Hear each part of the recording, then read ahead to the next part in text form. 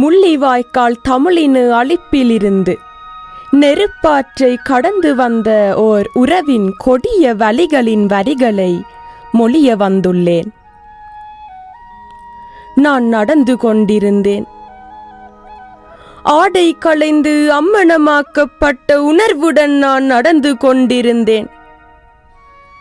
ஒளியிழந்த கண்கள், ஒட்டிய வயிறு, உலர்ந்த நாக்கு, ஒடுங்கிய உயிரென அன்று நான் நடந்து கொண்டிருந்தேன்.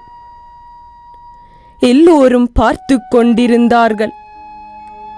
முதியோரை, குழந்தைகளை, காயப்பட்டவரை, இறந்தவரை மட்டுமல்ல, எங்களுக்காய் களத்தில் நின்றவர்களையும் விட்டுவிட்டு நான் நடந்து கொண்டிருந்தேன்.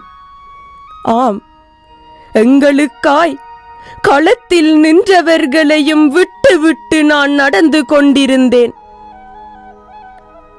தீ என்னை துரத்திக் கொண்டிருந்தது.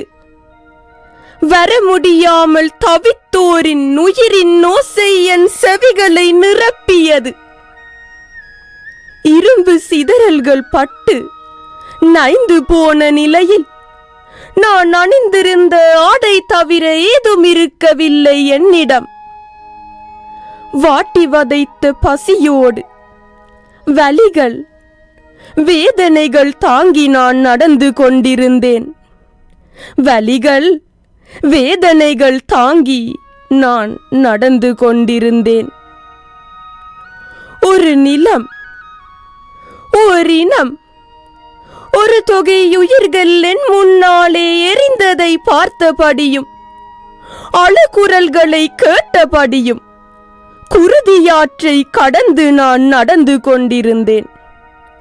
குருதியாற்றை கடந்து நான் நடந்து கொண்டிருந்தேன்.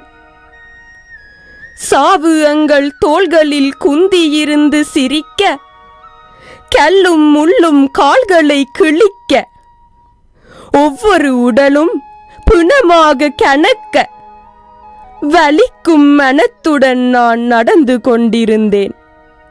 வலிக்கும் மனத்துடன் நான் நடந்து கொண்டிருந்தேன்.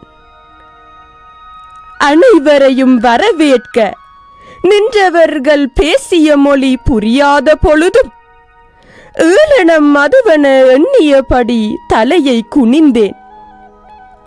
போதையில் அவர்கள் அருவருப்பான சொற்களை தூவி வரவேற்ற போது கிடைக்காத மரணத்தை நொந்தபடி நான் நடந்து கொண்டிருந்தேன். கிடைக்காத மரணத்தை நொந்தபடி நான் நடந்து கொண்டிருந்தேன். உயிர்வதை என்பதை அன்றுதான் உணர்ந்தேன். ஒரு துளி நீருக்கும் உரத்துச் சிரித்து உயிரை வதைத்து விட்டே ஊற்றினான் பகைவன். ஊர்தியில் ஏற்ற தெரிவுகள் நடந்த போது உலகெல்லாம் உணர்ந்த ஓதற்கரிய இறைவரை வணங்கி நான் நடந்து கொண்டிருந்தேன். சாவு என்பது சரணடைதலை விட மேலானதென அந்த கணங்களில் உணர்ந்தபடியும் எங்கோ ஒரு தொலைவில் எங்களுக்கான ஒளிதுளி கிடைக்கலாம் எனவும் எண்ணியபடி நான் நடந்து கொண்டிருந்தேன்.